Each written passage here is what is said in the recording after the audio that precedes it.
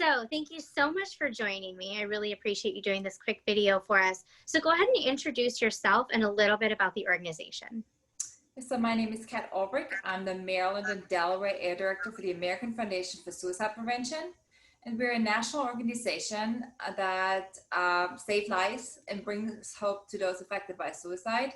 I just represent the Maryland and Delaware area, and I have a bunch of volunteers that help me spread the word. And this year it's all about spreading hope.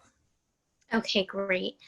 So tell us, what are some tips that we can use to kind of help maintain our mental health and the mental health of those we love, especially during this time of a pandemic? Yeah, so right now we're all going through a stressful time. Whether you already had a mental health condition or not, it definitely affects your mental health. So if you feel like something is off, your behavior is changing, you're sleeping too much or too little, you're eating more than usual or not at all, or you just feel like your mood is off, you're snapping at people, or you actually have thoughts about suicide, that is, the time to reach out and ask for help, whether you reach out to a friend or a mental health professional or your primary care physician. Any one of those people can help you. You just have to be honest and upfront and say, this is what's going on. Even if you're not sure what it is, still reach out and maybe somebody can help you. So your group is doing a great job with a lot of people reaching out and just asking, I'm not sure what this is, but can anybody help me? So that's what you definitely should do. And then anybody can take care of themselves right now. So mental health and taking care of your mental health is all about self-care. So making sure that you sleep enough, 7, 8, 9 hours every day, really making sure you have a good sleeping routine, drinking enough water, going outside. This is so important. When the pandemic hit, I was just binge eating for 2 weeks and just not, I didn't want to go anywhere. I was so freaked out. And then my husband was like, this is not going to work. And we started running. So you don't have to run.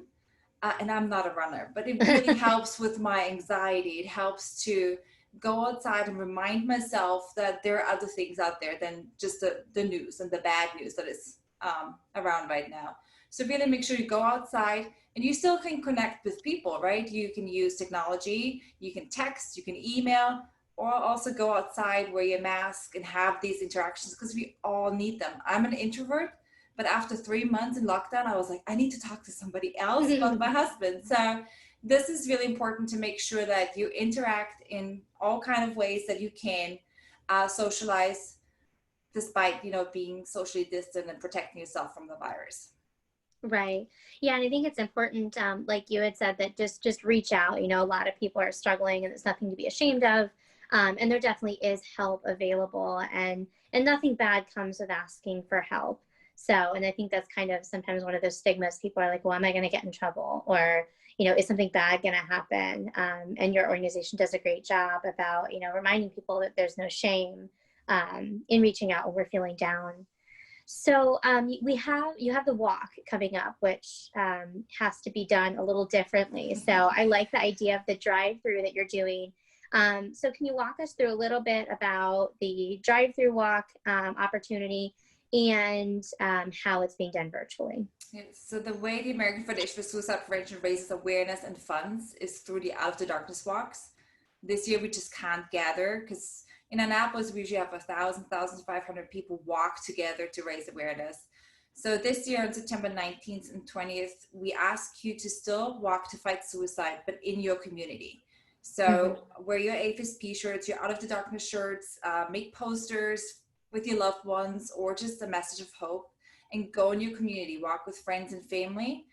And then in the evening of September 19th, we're gonna light up the stadium. So we bought paper luminary, and we're gonna place them across the stadium.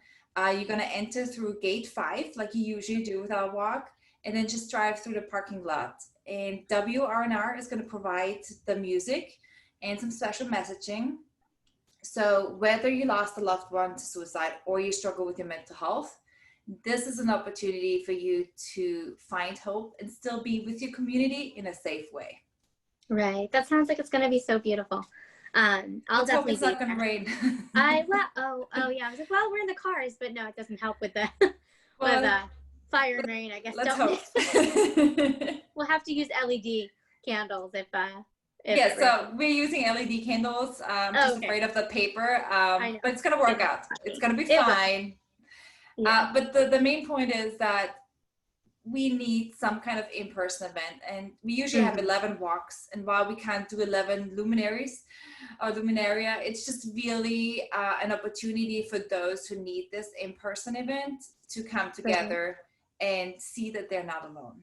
Yeah, it's such an innovative idea.